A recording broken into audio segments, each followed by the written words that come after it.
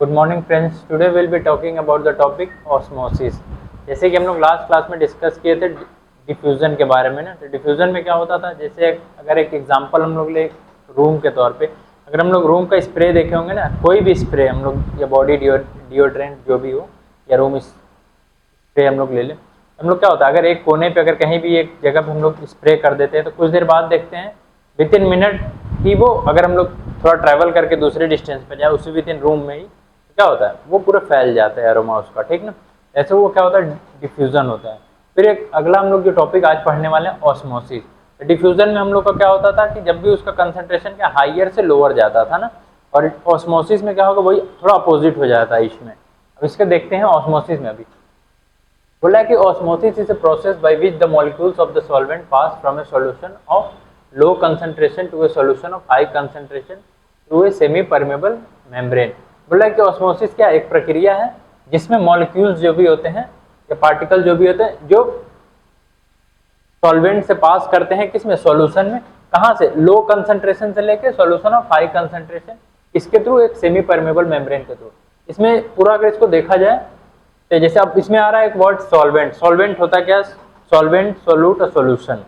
Solvent के example अगर हम लोग ले, जैसे मिल्क हो गया, वाटर हो गया, ये सब क्या होंगे, सॉल्वेंट हो जाएंगे। सोल्यूट कौन सा होंगे, जैसे सॉल्ट हो गए, शुगर हो गए, ये सब चीनी वगैरह, ये सब सोल्यूट पार्ट का। सॉल्यूशन कब होगा, जब सॉल्वेंट प्लस सोल्यूट मिक्स होंगे तो पूरा एक कंपाउंड जो बनेगा वो सॉल्यूशन ही कहेंगे।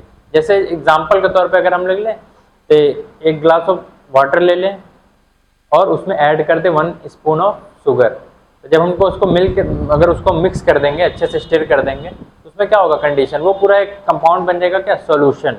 तो वो क्या हुआ, सोल्यूट प्लस सॉल्वेंट और इक्वल टू क्या, सॉल्यूशन। तो इसी तरह अब इसमें देखा जाए तो ये एक प्रक्रिया है जिसमें सॉल्वेंट पास होते हैं किसके, एक सॉल्यूशन से, कहाँ से, लो कंसंट्रेशन से हाई कंसंट्रेशन में जाते हैं, किसके थ्रू, एक semi permeable membrane. Semi permeable membrane की मतलब एक, जैसे अगर हम लोग सीव की बात करें जिसे छननी भी कहते हैं, तो उसमें क्या होता है छोटे छोटे स्मॉल पोर्स होते हैं। अगर हम उसके थ्रू वाटर पास करेंगे तो वाटर तो पास होंगे, लेकिन कुछ अगर हम लोग शुगर का कंटेंट ले लें, अगर शुगर का एक क्रिस्टल हम लोग लें तो क्या होगा, वो क्रिस्टल का साइज थोड़ी बड़ी रहेगी, लेकिन वो सेमी परमेबल मेम्ब्रेन के थ्रू पास आउट नहीं हो पाएगा, ठीक ना। तो जो सेमी परमेबल मेम्ब्रेन होता है मतलब वो कुछ किसी मॉलिक्यूल के लिए भी पास करेगा, कोई मॉलिक्यूल के लिए नहीं पास करेगा। उसमें भी अलग अलग सेमी परमेबल मेम्ब्रेन होते हैं, कुछ सेलेक्टिव होते हैं, मतलब सेलेक्टेड मॉलिक्यूल को ही अलाउ करेंगे पास करने के लिए, नहीं तो सेमी परमेबल मेम्ब्रेन भी एक इसी तरह है। जैसे एग्जांपल के तौर पे अगर देखा जाए तो इसमें देखेंगे येलो कलर का जो डॉटेड डॉटेड लाइन दिख रहा है ये एक सेमी परमेबल मेम्ब्रेन है। इसमें क्या हुआ, जो भी हम लोग सॉल्वेंट मॉलिक्यूल लिए थे वो कहाँ हुआ, लो कंसंट्रेशन से हाई कंसंट्रेशन की तरफ मूव कर गया ना। जैसे इस डायग्राम में हम लोग देख सकते हैं, तो जो लो कंसंट्रेशन से हाई कंसंट्रेशन की तरफ ये मूव करा किसके द्वारा, तो सेमी परमेबल मेम्ब्रेन। इसी ये पूरे प्रोसेस को हम लोग क्या कहते हैं, ऑस्मोसिस। ये पूरा एक ऑस्मोसिस अगर देखा जाए रफली तो एक प्रक्रिया है जिसमें सॉल्वेंट मॉलिक्यूल जो रहते हैं ऑफ सॉल्यूशन के, वो कहाँ जाते हैं, फ्रॉम लो कंसंट्रेशन से हाई कंसंट्रेशन की तरफ मूव करते हैं, किसके थ्रू, एक सेमी परमेबल मेम्ब्रेन के थ्रू। ऐसे एग्जांपल के तौर पे इसमें हम लोग डायग्राम में भी देख सकते हैं। अब इसमें है अगला पार्ट है कि ऑस्मोसिस और डिफ्यूजन क्या होता है, ठीक ना।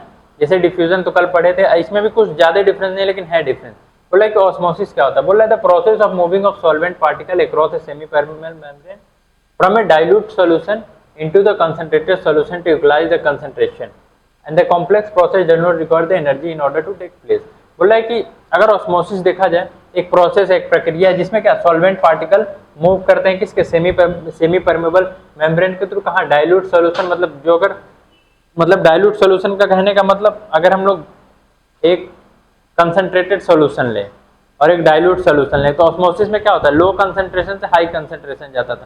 तो इसमें क्या होगा, जो डाइल्यूट सॉल्यूशन रहेगा वो किसके तरफ मूव करेगा, हाई कंसंट्रेशन के। तब तक वो मूव करेगा जब तक वो इक्विलिब्रियम, दोनों एक इक्वल पोजीशन पे ना पहुंच जाए, अच्छे से घुल ना जाए, तब तक वो मूव करता है। तो इसी पूरे प्रोसेस को हम लोग क्या कहते हैं, ये ऑस्मोसिस कहते हैं। जैसे एक एग्जांपल के तौर पे दिया है, for example the absorption of the water molecule from the soil through the root of the plant. जैसे एग्जांपल के तौर पे ऑस्मोसिस का एक देखने को मिलेगा। जैसे अगर हम लोग प्लांट की बात करें तो प्लांट में क्या होता है, हम लोग ये जब भी पानी देते हैं तो क्या जड़ पे देते हैं ना, नीचे रूट पे, तो उसमें क्या होता है वो भी एक ऑस्मोसिस के थ्रू होता है। तो ये लोअर कंसंट्रेशन कहाँ हायर कंसंट्रेशन पे हो जाएगा। तो वो एग्जांपल के तौर पे दिया है, जैसे कि एब्जॉर्प्शन, अब जब भी वाटर एब्जॉर्ब करेगा प्लांट मॉलिक्यूल कहाँ सोयल से लेगा रूट ऑफ द प्लांट, फिर वो पूरे प्लांट में देता है।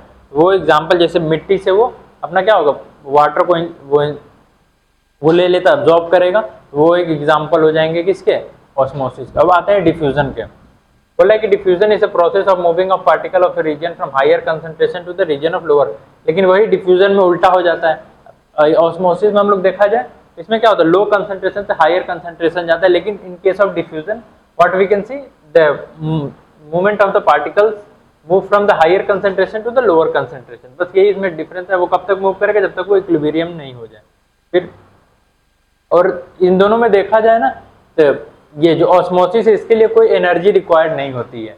जब ये इनका ये प्रक्रिया चलता है तो इसके लिए कोई एनर्जी रिक्वायर्ड नहीं होता, लेकिन वही डिफ्यूजन का प्रोसेस में देखा जाए तो बोला कि अगर simple diffusion does not require, अगर सिंपल डिफ्यूजन है तो उसके लिए कोई एनर्जी रिक्वायर्ड नहीं होती है, लेकिन वही थोड़ी फैसिलिटेटेड या कॉम्प्लेक्स टाइप है तो उसमें क्या है वो रिक्वायर करेंगे कुछ एनर्जी, एटीपी के फॉर्म में वो रिलीज होंगे। तो इस चलते इन दोनों में यही डिफरेंस है, ठीक ना। एक में क्या है कि लोअर से हायर जाएगा, एक में हायर से लोअर जाएगा। इनमें डिफरेंस है, एक में एनर्जी रिक्वायर्ड होता है, एक में नहीं होता है। एक में अगर सिंपल रहेगा तो होगा, अगर फैसिलिटेटेड या कॉम्प्लेक्स फॉर्म में रहेगा तो उसमें एनर्जी लेगा, ठीक ना। जैसे एग्जांपल के तौर पे इसमें डिफ्यूजन का भी दिया है। बोला कि डिफ्यूजन जैसे अगर एक परफ्यूम का हम जैसे पहले भी हम लोग एग्जांपल दिया, अगर हम एक रूम के किसी कोने में अगर हम लोग परफ्यूम या स्प्रे अगर स्प्रे कर दें तो क्या होगा, कुछ देर बाद देखेंगे एक रूम कोने से दूसरे वाले रूम के कोने में, मतलब विद इन द रूम के ही वो स्प्रेड हो जाएगा। तो वो एक प्रोसेस हो जाएगा, एक एग्जाम्पल के तौर पर डिफ्यूजन का हो सकता है, वो पूरा मिक्स हो जाएगा एयर में।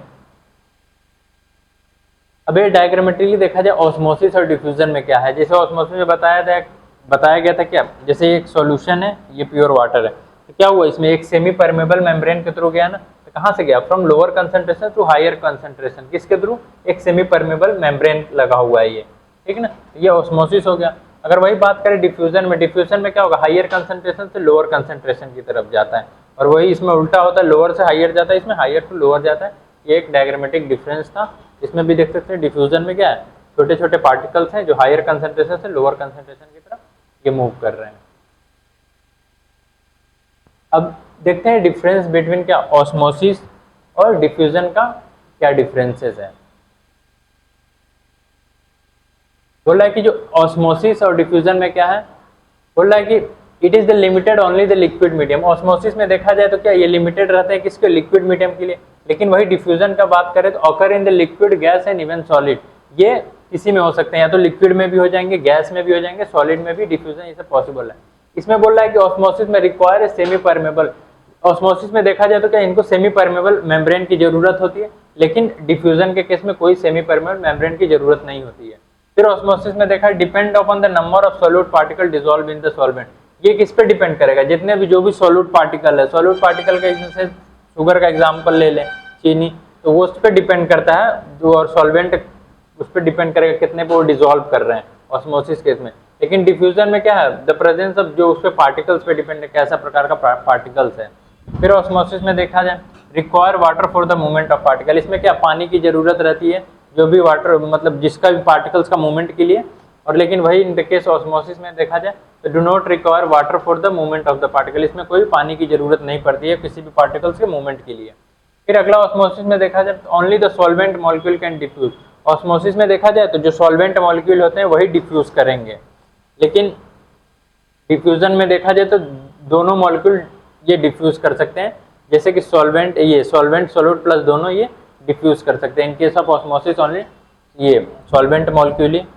अगला है the flow of particle occur only in one direction, अगर इसमें देखा जाए ऑस्मोसिस में तो क्या होगा पार्टिकल्स का जो डायरेक्शन रहेगा किसी एक डायरेक्शन में जाएगा, लेकिन डिफ्यूजन के केस में ऐसा नहीं होता है, ठीक ना, वो हर तरफ वो मूव कर सकते हैं।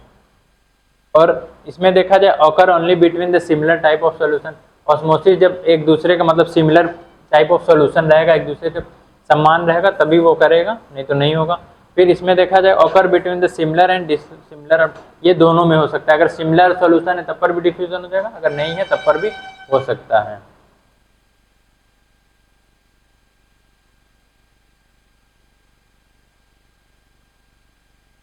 तो अभी अगले अगले क्लास वाले में हम लोग देखेंगे क्या, अगला टॉपिक हम लोग पढ़ेंगे। अभी इसका बस डिफरेंस था इसमें ऑस्मोसिस और डिफ्यूजन क्या होता है। नेक्स्ट टॉपिक में हम लोग अगला पढ़ेंगे। Thank you.